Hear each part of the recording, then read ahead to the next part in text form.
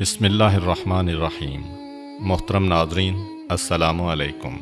جب حضرت نوح علیہ السلام گمراہ مشرکین کی ہدایت سے مایوس ہو گئے تو انہوں نے اللہ کے حکم سے کشتی بنانا شروع کی۔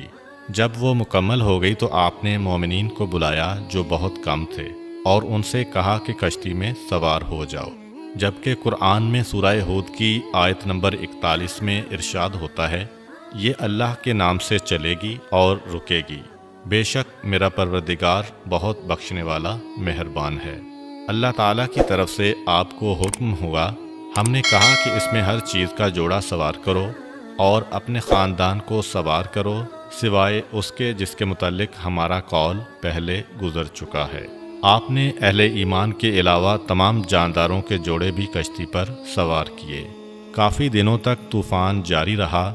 جب طوفان تھما اور کشتی لنگر انداز ہوئی تو نوح علیہ السلام اور دوسرے صاحبان ایمان کشتی سے نیچے اترے اور کاروبار زندگی میں لگ گئے۔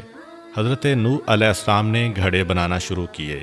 آپ مٹی سے گھڑے بناتے اور انہیں لوگوں کے ہاتھوں فروخت کرتے تھے اور اس سے جو قیمت وصول ہوتی اس سے اپنی زندگی کی ضروریات پوری کیا کرتے تھے۔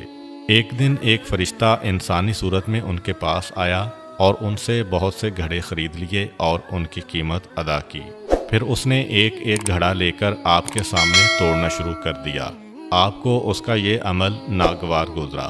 کچھ دیر تو آپ یہ دیکھتے رہے، لیکن جب وہ باز نہ آیا تو آپ کے صبر کا بندھن ٹوٹ گیا اور اس سے فرمایا، اے شخص، تو یہ کیا کر رہا ہے؟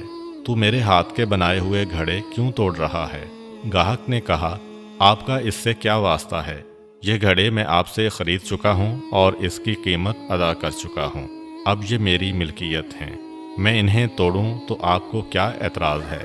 حضرت نوح علیہ السلام نے کہا، یہ درست ہے تو نے یہ گھڑے خریدے ہیں، لیکن یہ بھی حقیقت ہے کہ میں نے ان کے بنانے میں بڑی مشقت کی ہے۔ اگرچہ انہیں بیچ چکا ہوں، پھر بھی میں اپنے ہاتھ کی بنی ہوئی چیز کو یوں تلف ہوتا ہوا نہیں دیکھ سکتا۔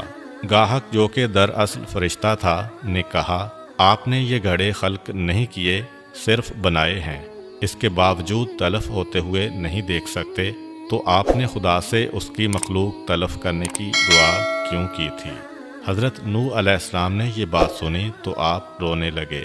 آپ کے شب و روز نوحہ و زاری میں بسر ہونے لگے۔ آپ نے اتنی نوحہ و زاری کی کہ لوگوں نے آپ کا نام ہی نوح رکھ دیا، جس کے معنی ہے نوحہ و زاری کرنے والا۔ بیان کیا جاتا ہے کہ ایک دفعہ اللہ تعالیٰ نے حضرت موسیٰ علیہ السلام کو وحی فرمائی، اب جب مناجات کے لیے آنا تو اپنے ساتھ کسی ایسے کو لے کر آنا جس کے متعلق تمہارا عقیدہ ہو کہ تم اس سے برتر اور افضل ہو۔ موسیٰ علیہ السلام نے بہت غور کیا، ادھر ادھر دیکھا اور لوگوں کے چہروں کو دیکھا، لیکن انہیں یہ جرت نہ ہوئی کہ اپنے آپ کو کسی سے برتر اور افضل قرار دیتے اور دوسرے کو اپنے سے کمتر اور ہیج تصور کرتے۔ انسانوں سے مایوس ہو کر آپ نے حیوانات پر نظر کی، لیکن انہیں حیوانات میں بھی اپنا مطلوبہ حیوان دکھائی نہ دیا۔ وہ مایوس ہونے کو تھے کہ ان کی نظر ایک خارش زدہ کتے پر پڑی۔ انہوں نے اپنے آپ سے کہا، اگر میں اسے اپنے ساتھ لے جاؤں تو شاید بات بن جائے۔ یہ سوچ کر انہوں نے اس کتے کے گلے میں رسی ڈالی اور اسے لے کر خدا سے مناجات کے لیے چل پڑے۔ تھوڑی دور جانے کے بعد انہوں نے اپنے فعل پر ندامت محسوس کی اور کتے کے گلے سے رسی نکال دی اور اسے بھگا دیا۔ جب آپ مقام مناجات پر پہنچے تو اللہ تعالیٰ نے فرمایا، اے موسیٰ علیہ السلام، کیا تم اپنے سے کمتر چیز اپنے ساتھ لائے ہو؟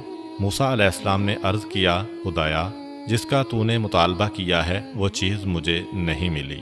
اللہ نے فرمایا، مجھے اپنی عزت و جلال کی قسم، اگر تو اس کتے کو بھی اپنے سے کمتر سمجھ کر یہاں لے آتا تو میں تیرا نام دیوان انبیاء سے خارج کر دیتا۔ محترم ناظرین، ہم سب کو بھی اللہ تعالیٰ کے اس پیارے پیغمبر کے واقعہ سے سبق سیکھنا چاہیے۔ ہم میں سے بہت سے لوگ ایسے ہیں کہ جن کے پاس تھوڑی سی دولت آ جائے تو وہ غرور و تکبر میں مبتلا ہو جاتے ہیں اور اپنے ارد گرد کے لوگوں کو حقارت کی نظر سے دیکھنا شروع کر دیتے ہیں۔ حضرت یحییٰ علیہ السلام کے متعلق مشہور ہے کہ آپ ہمیشہ خوف خدا کی وجہ سے غمگین رہتے تھے اور ولادت سے لے کر زندگی کے آخری لمحات تک آپ غمگین ہی رہے۔ آپ کے گریہ و بکا کا سلسلہ کسی وقت بھی منقطع نہیں ہوا اور کسی نے کبھی آپ کو ہنستا مسکراتا ہوا نہیں دیکھا۔ ایک مرتبہ حضرت زکریا علیہ السلام نے بارگاہ احدیت میں عرض کیا، خدایا میں نے تجھ سے اس لیے بیٹا طلب کیا تھا کہ میری آنکھوں کی ٹھنڈک بنے اور میرے لیے خوشی اور مسرت کا ذریعہ ثابت ہو، لیکن تو نے مجھے جو بیٹا عطا کیا ہے وہ تو ہمیشہ غمگین رہتا ہے اور ہر وقت روتا رہتا ہے۔ پھر ایک دن حضرت زکریا علیہ السلام نے اپنے فرزند سے فرمایا، میں نے خدا سے بیٹا مانگا تھا تاکہ میرے لیے خوشی کا ذریعہ بنے، جبکہ تو ہمیشہ غمگین رہتا ہے۔ حضرت یحییٰ علیہ السلام نے عرض کیا، ابا جان میں نے آپ کی زبانی یہ بات سنی تھی کہ جنت و دوزخ کے درمیان ایک گھاٹی ہے جسے صرف وہی عبور کرے گا جو خوف خدا سے رویا ہوگا۔ بہرحال حضرت یحییٰ علیہ السلام پوری زندگی مغموم رہے اور خوف خدا میں روتے رہے۔ آپ اتنا روئے کہ رخساروں پر گڑے پڑ گئے اور آنسوؤں کی وجہ سے زخم پیدا ہو گئے جن پر مرہم پٹی کی ضرورت پڑتی۔ ایک مرتبہ کا واقعہ ہے کہ حضرت عیسیٰ علیہ السلام کی اپنے خالہ زاد بھائی یحییٰ علیہ السلام سے راستہ میں ملاقات ہو گئی۔ حضرت عیسیٰ علیہ السلام انہیں دیکھ کر مسکرانے لگے۔ حضرت یحییٰ علیہ السلام نے انہیں مخاطب کر کے فرمایا، کیا وجہ ہے کہ میں آپ کو خوش و خرم دیکھ رہا ہوں؟ شاید آپ نے سمجھ لیا ہے کہ آپ کو ابدی امن و اطمینان مل گیا ہے۔ حضرت عیسیٰ علیہ السلام نے فرمایا، کیا وجہ ہے کہ میں تمہیں غمگین اور ترشرو دیکھ رہا ہوں؟ کیا تم اللہ کی رحمت سے مایوس ہو چکے ہو؟ اس کے بعد دونوں خالہ زاد بھائی اس جگہ پر رک گئے اور کہا، ہم اس وقت تک یہاں سے نہ ہلیں گے جب تک کہ خدا فیصلہ نہیں کر دے گا کہ ہم میں سے کس کا طرز عمل اسے زیادہ پسند ہے۔ اللہ تعالیٰ نے ان دونوں پر وحی کی، تم دونوں میں سے اچھا وہ ہے جسے ہماری رحمت کی امید زیادہ ہے اور جو ہمارے متعلق زیادہ سے زیادہ حسن ظن رکھتا ہے۔